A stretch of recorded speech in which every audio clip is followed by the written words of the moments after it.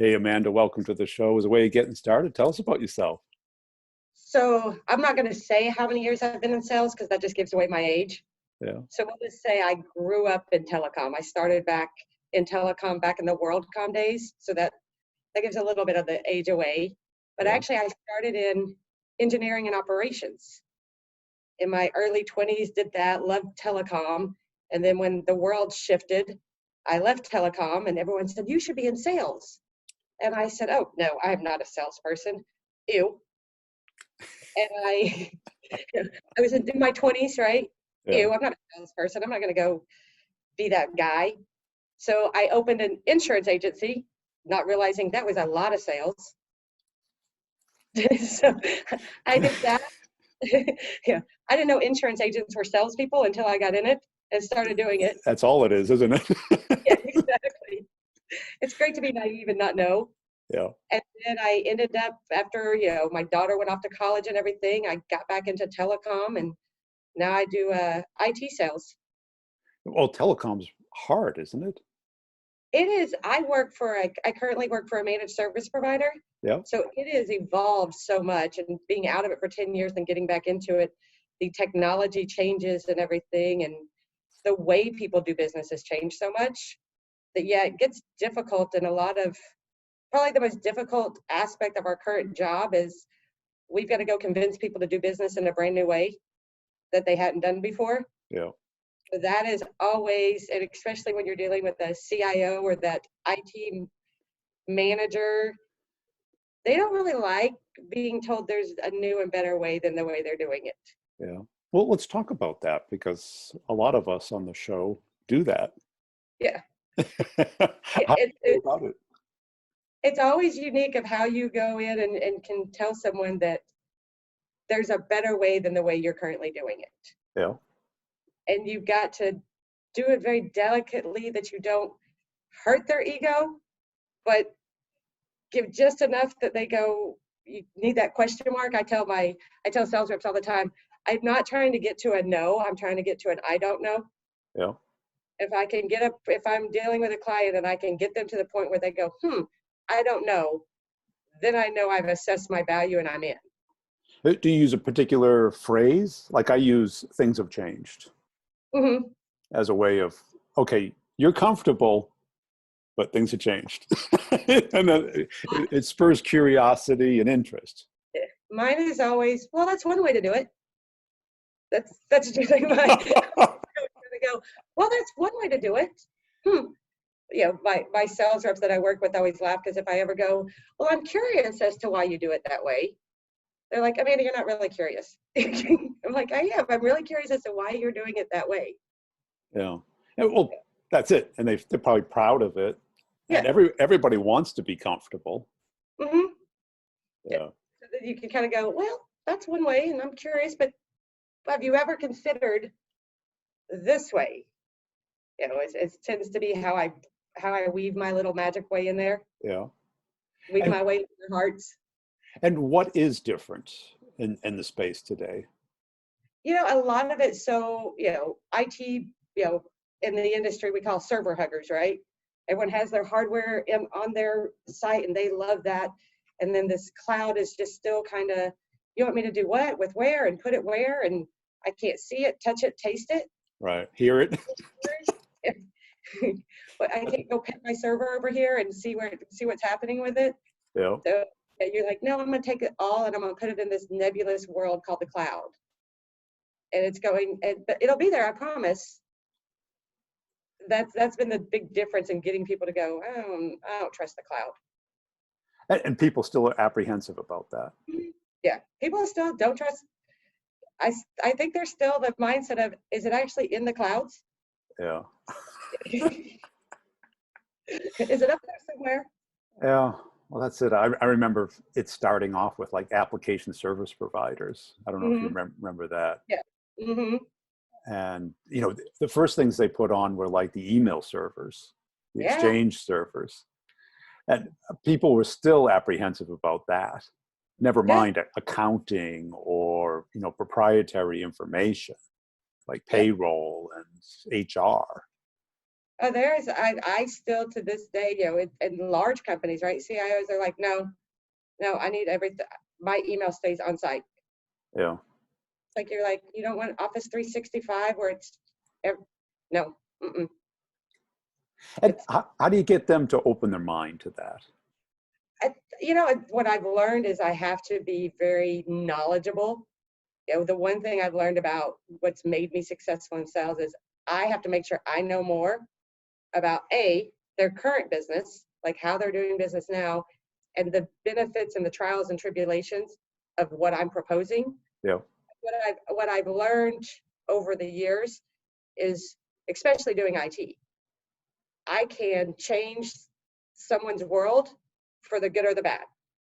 I tell clients all the time, I absolutely know that you could get fired for signing this contract if it doesn't work. Yeah. I understand that you're putting your job at risk by choosing to take my recommendations.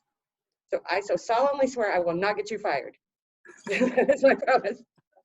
My promise is that, but it's very much, there's a lot of fear in trying to do business in a new way. Years ago, I had an implementation go really wrong for a client, and he called me and he said, well, that cost me my bonus. And I was devastated. Yeah. That was like the worst thing that's ever happened in my sales career, that something I sold did that to somebody. And I was like, oh my God, how do I make this right? Like, I was trying to figure out if I could afford to pay him his bonus back, right? What could I do? And then now I recently had a customer call me and tell me they got promoted because of what we did. Yeah. There's highs and lows. There are. But your space has always been hyper competitive as well. Mm-hmm. Yes. It's a how do you distinguish yourselves? I tell my sales reps on my team and everything, people do business with me and what I promise them I'm going to do. They don't really care about what the company brand name is. They're buying from me as a person. So I have to set my value as you're doing business. I say this all the time, and I've heard a lot of people on your interviews say sales is like dating, right? I've got to convince them that they want to marry me. Sales is like marriage. Yeah, that's probably not a good analogy. Yeah, we have to get married. We're going to be together for 3 to 5 to 7 years. So it's not just, I don't have to be better than the next company. I've got to be better than anybody who ever calls them. So that's more like a courtship than dating. Mm-hmm. Yes. Yeah, it's very much, I got flowers, candy, jewelry. Yeah. Excuse me, I got something in my throat. That's okay. So how do you take them through that journey? I'm sure there's like a technical evaluation of, how are you different? How are you from what they're doing it now, their alternatives? Yeah. So we're very, and everything we do is 100%, it starts with a cold call. It starts with picking up that phone and asking for the appointment. We don't do inbound. Yeah. We don't do leads. We don't have big billboards, marketing or anything. So it is literally, you call and you go, this is Amanda with so-and-so. And they're like, who's that? What do you do? So you've got to have that very much, I tell people all the time, I'm like, just be upfront with what you want. When you're calling, tell them, yes, I want your time. I'm calling because I want some of your time. And I think starting out very honest and true from that first cold call to that first discovery appointment, everything, it's being very candid and true. Don't pretend you're not a salesperson. Not on a cold call. No. Yeah. It's like, hey, I'm looking for directions. I had someone go, Amanda, I thought about cold calling I was going to say I was conducting a survey. And I was like, what are you going to do when you ask for an appointment? Like, now you've proven you're a liar in the first 30 seconds of interaction with someone. You're done. Because even if you get to that discovery appointment, you've lost already. Yeah. Yeah. And why would they give you time? I think a lot of it is you've got to know what's going on. Yeah. If I'm calling a certain vertical, I know the last company that's in that same vertical that got hit with a ransomware attack. I know how much ransomware attacks cost. I know all that. So when I'm calling, I'm like, hey, I was going to call, I'm working with some other, companies. I was going to see if I could keep you from paying that $50,000 ransomware that's probably knocking on your door.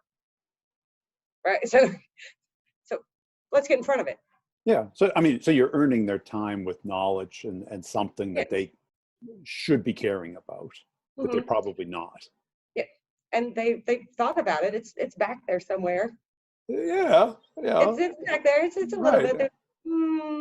But if I pretend it doesn't happen, then I just don't have to. It won't happen, right? Well, I didn't know how people pay ransom on ransomware. I had a customer educate me that there are Bitcoin ATMs around there, and they're not in the best part of town. No. And you got to go take a lot of cash and go to some really not great parts of town and go to multiple to get the big. I was like, oh, yeah. So that's even just a great discovery question when I'm talking to someone. I'm like, do you know how you get Bitcoin? Do you know what that looks like? Because I didn't. And I'm not real crazy about going to the worst part of town with $50,000 in cash and feeding it into an ATM machine. And what do your deals look like is from size standpoint? Everything, we've got some clients who have 3,000 locations that we do their voice and their IT there, and then everything, even just some small local companies, the SMB space. So we've got a wide array. And that's the nice thing is what we do. It's very customizable. Yeah. It's not a cookie cutter. One size doesn't fit all. It's very much designed based on how they're doing business. And how did you become so fluent in this? Telecoms technical, right? And it's fast changing. Yeah. So it's a lot to keep up with. You like it? I absolutely adore it. I will sit up and read like articles.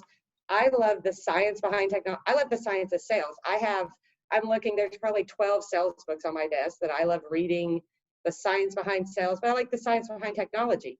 Yeah. How does it work? Who does it do? I like to read. I spend times on the internet. I'm the queen of Google. I can find anything on Google. Yeah. There's no stone left unturned on Google. And how did you develop as a rep? I'm sorry, say that again. How did you develop as a rep? Because, you're doing pretty hard stuff today, right? Yeah. Yeah. So I think, it was interesting starting quote unquote in sales was in the insurance business, right? And I had I won't say the company name, but it was one of the more pricey insurance companies. So the first probably 6 months of me owning my insurance agency, where everyone was like, well, I have a quote for $100 less and I was like, but you get what you pay for. And that was my response every time. Yeah. I had nothing to back it up. Just you get what you pay for. So there was like, you have to learn what that means. Right. Instead of just saying it. Yeah. It's great to say there's value in doing something, but if you don't know what that value is, you're hung. I can say all day, no, I'm worth it. I'm worth that extra premium, but you better figure out how real quick. So this first 6 months of me doing my insurance business was I wasted a lot of money buying leads because that had to be the problem. I just needed more leads. That had to be the problem. It couldn't be me. It couldn't be me. It's every sales rep out there, right? It's marketing. We're never the problem. No. We just don't have good leads. If we just had higher quality leads, then I would be at 500% of my number, dear boss. Because it's not that I didn't do anything. Right, because whether we're the problem or not, we're the only ones we have control over. Mm-hmm, yeah. So you're not going to change the leads. Yeah. No, it's not you, Amanda. It's those nasty leads. That was a bad one. Yeah, it's the economy. Yeah. It's the economy. It's nobody wants to buy anything. No one wants to spend money. Oh, all budgets are frozen, especially right now. All budgets are frozen. I'm like, budgets are never frozen. No. What, do they have a freezer? Yeah, exactly. Flip the switch to frozen. No one's staying in business by not spending any money anywhere. Like, I don't think it's ever happened in the history of any business. And if I could figure out how to do it, I would go be a CFO somewhere. Be like, no, I can run your business without ever spending a dime. It's fine. Yeah. And how did you get around because you've sold things that certainly can be viewed as commodities, insurance, telecom. Yeah. And they want to view you as a commodity. Oh, absolutely. Because they have all the power then. The thing about what I've learned is insurance, telecom, internet, any of that, right? It is a commodity until it breaks. Until it isn't a commodity. Right. Until it doesn't work, until you have a wreck and you need your insurance, it's a commodity up until that point. Right. Your internet is a commodity up until the point it goes down and you need it fixed. Right. So everything is a commodity until it doesn't work. Yeah. And then you've got to assess what happens when it breaks, who am I going to call, and how are they going to respond? And that's pretty much kind of my sales process is I'm here when things go wrong. My company's going to give you something that's going to work 99.9% of the time. You got to care about the 1% it doesn't. Who do you call? Do you want to call the big customer service, press 1 and please hold, or do you want to call my cell phone number? What do you want to do? Right? Where's the value there? And that is true, because, and what's great about B2B is the person you're talking, it's not their money. Yeah. But it is their time and their reputation and their job.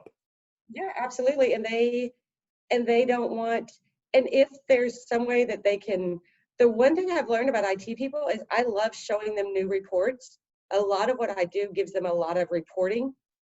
And I can show them, hey, here's a report that you can actually take to your CEO and show them your value. Yes. Right? I show them how I make them valuable to their CEO. Now we're having a different dialogue. Yeah. Now it doesn't really even matter about the cost of my solution. I've shown you how you get value in your job to your executive team. That's a different conversation completely.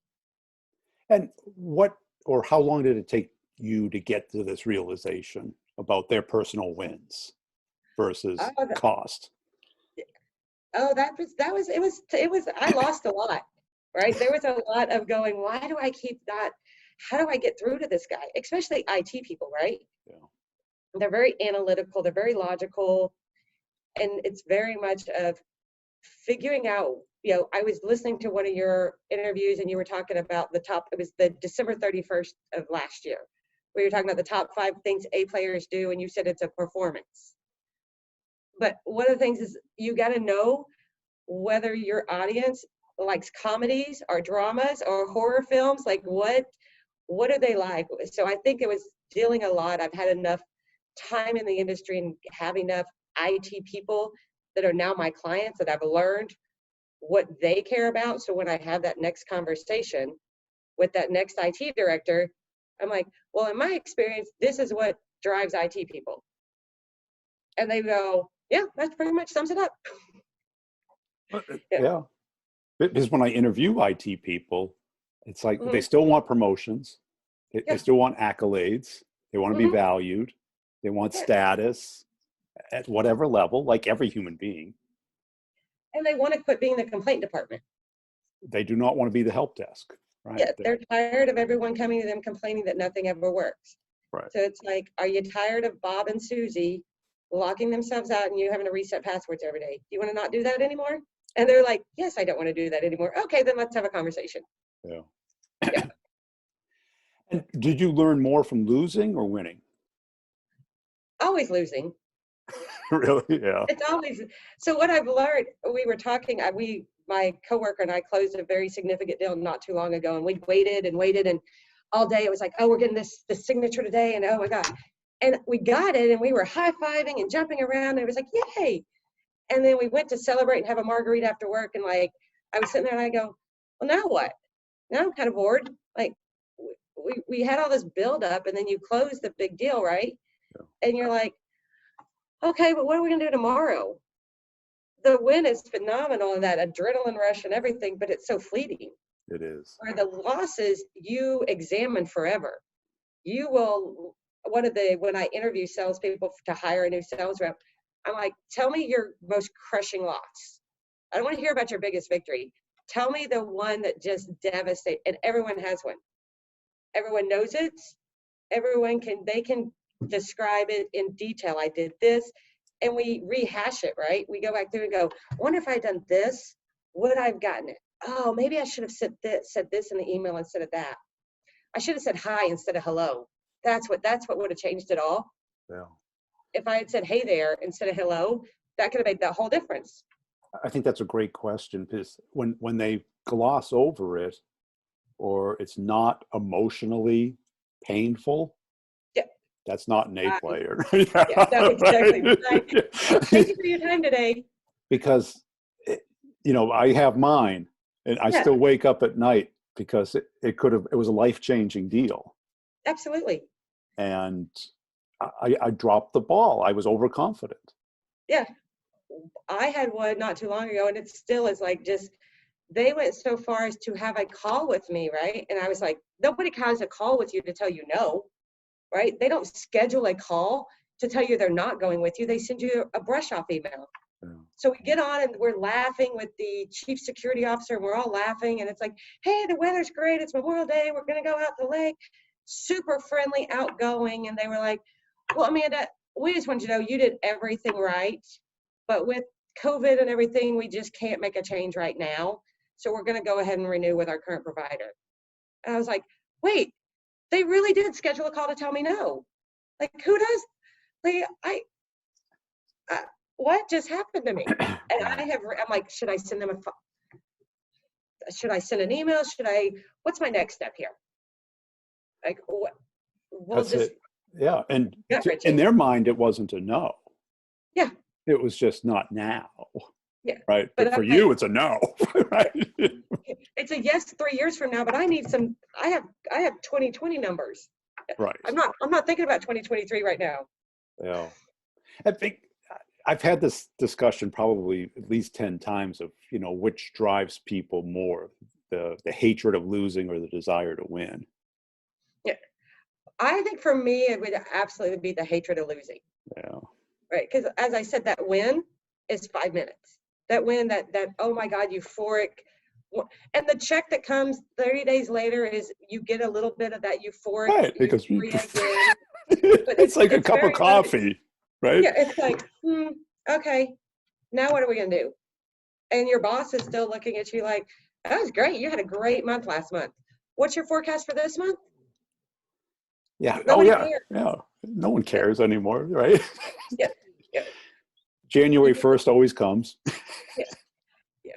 It's Chris. When all of this Corona thing and everything hit, I was talking to the sales team, and they were like, yeah, but doesn't the company understand that it's hard right now? And I go, well, okay, well, do you want me to have them lower your salary?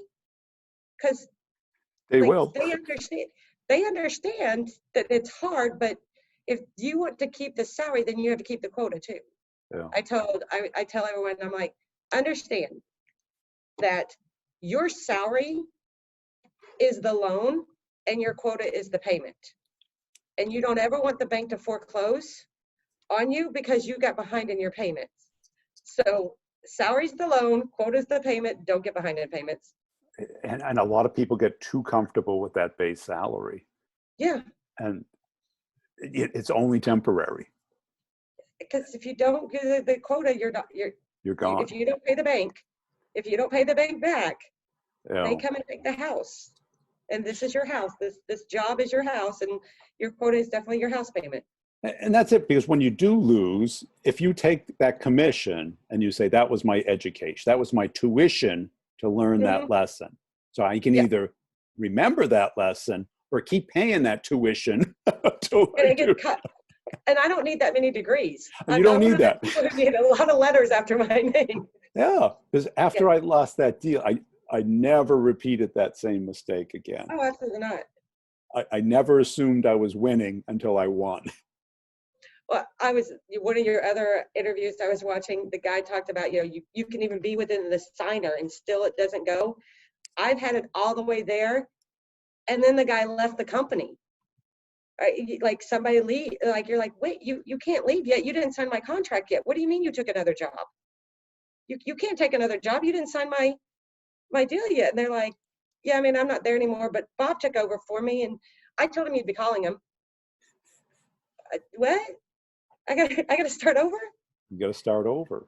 And this is what reps don't realize until it happens, is that the default is to do nothing, stick like your case where they stuck with their existing provider, or do something tiny, do the littlest possible, or do nothing and start over. Yeah. And none of those things are very successful for us because the pay is all the same, nothing. Yeah, nothing, and double nothing is still nothing. And where did this competitiveness come from? I was raised by a 20-year Marine. Oh boy. So I grew up with a Marine, and I'm the youngest. So I was the baby and had the Marine father. And so it was pretty much instilled in our household. You go get stuff done. You need to get up. We didn't, 7 a.m. on a Saturday, it was like, get up and make your bed. Let's get this stuff done. I was like, what? Why? So now it's like, let's just get it done. Let's just get it done. And I like nice things. I have a shoe habit. I like the color red. I like nice cars. I have a very expensive taste. And my husband is very confident that I need to pay for my own taste. Oh, nice of him. He's always like, you gonna close that? You gonna get that deal? And he's an operations guy. And we've known each other for 20 years, and he's a telecom guy also. Yeah. So it's the big joke is he goes, God, I hate salespeople. I'm like, everybody hates salespeople, but you don't hate us when your check comes. Right. Like nobody loves it. Like, oh my God, I love salespeople. Nobody loves salespeople other than other salespeople. Well, I think that's it. People forget that salespeople drive the economy. Yeah, we make the world go round, right?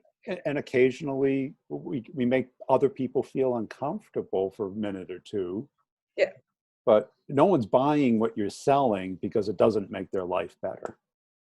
I tell people all the time, people only buy for two reasons, to avoid pain or to get pleasure. Yeah. That is, whether it's B2B sales, whether it's buying a new car, buying jewelry, whatever it is, those are the only two reasons anybody ever signs a contract. Yeah. So your motivation is nice things, good lifestyle, winning. Mm-hmm. Yeah. I am not a fan of ramen noodles. Like, I'm not really, it's not my favorite food. I would much rather have steak and lobster. Yeah. Did you ever have to? Was there ever a down point in your life? Oh, absolutely. So I think that's actually part of my sales background is I worked 2 jobs and one of them was bartending, which is a sales.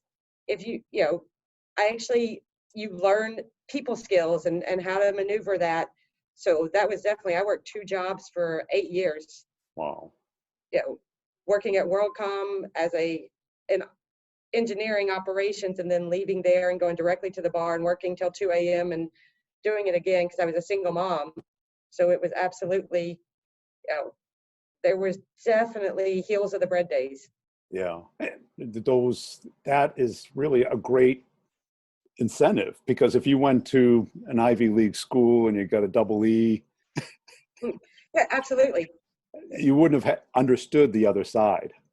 Yeah. The most successful salespeople I know have been broke before, and they are driven to never ever be broke again. Yeah. And what do you think makes a great salesperson? Because I'm sure you see a lot of mediocre ones. And I think most really great salespeople are very, very self-aware. They have a deep understanding of what they do right and what they do wrong. And they're very honest with themselves. And I think that becomes the key, knowing what you want and knowing where you shine and where you don't shine. And knowing, I know I can be a little abrasive. I know this about myself. So sometimes before I go to a meeting, I'm like, tone it down, back up, take some deep breaths. I rehearse before every appointment. If I'm driving to a customer appointment, I am talking to myself the entire way. Okay, I'm going to say this, and I'm not going to say this, and I'm going to do this, and I'm not going to do this. I run it through I'm very prepared. So because I know if I'm not, I will ramble and go down a rabbit hole. Yeah. And how about after the call? Yeah. Do you do any reflection? Oh, absolutely. Yeah, I am probably the most critical. I'm like, oh, I should have said this. I can rehash an argument for 5 years ago and tell you what I should have said that would have made that whole deal go a totally different direction. So absolutely, after a call, or you beat yourself up, you're like, oh my God, I didn't ask them what their budget time frame was. Like, how did I lose that one? Now I got to figure out how to go back and recap and get that back in. Yeah. What did I miss? Yeah. And what do you think the biggest epiphany you had during your career, where it all of a sudden clicked for you? I think the biggest epiphany, so the hardest thing for me to learn in sales was to shut up. Learning to quit talking and embracing an awkward silence was the hardest thing I've ever had to learn. And when I learned to let some air in the room, that I didn't need to fill it just with my rhetoric and noise, was probably where changed everything for me. Yeah. Yeah. I think a lot of people need to learn that. I was dealing with a sales guy, and he would ask a question, and then he would do 4 follow-up sentences to explain why he asked the question. Well, I wanted to know this because da-da-da, and it's very important, and da-da-da. I was like, they forgot the question. Like, whatever question you asked, it's over. It's been forgotten. Right, because it's so much more important for them to talk than it is for us to talk. Yeah, it's like, shh. And even, especially like with everything going on working remote, a lot of our meetings have been over the phone. Getting salespeople to accept awkward silence over the phone is even harder. Yes. And that, I had to embrace it, but even for me, I'm like, did I let it go too long? Is that the right silence? Because you can't read their face, right? It's just a call. And it's so powerful because now the onus is on them to talk. Yeah. And if they don't talk, you don't know where you stand. Yeah, if they're not giving you anything, it's just like, What do you wish you did, 10, 15 years ago that would have dramatically changed your career? I think, for me, I wish I would have done more building my core network group, because one of the things that's always been great for me is even if I don't do something, I know someone who does it. Yes. Right? So if I can go into a client, they're like, hey, do you build websites? No, but I got 2 guys who do. I'll get you both their contact information. That puts me in the very much trusted. So I think I would have built my Rolodex up much sooner in my career to have somebody in any industry that does something that would benefit my clients. Yeah, that's so true. Hey, this has been a great conversation. Where can people go to connect with you and follow you? I'm on LinkedIn at Amanda Machado at LinkedIn and Facebook, and I'm not a big Instagram person because I'm not very into photos. Facebook, LinkedIn, I'm all over there. You can always find me there.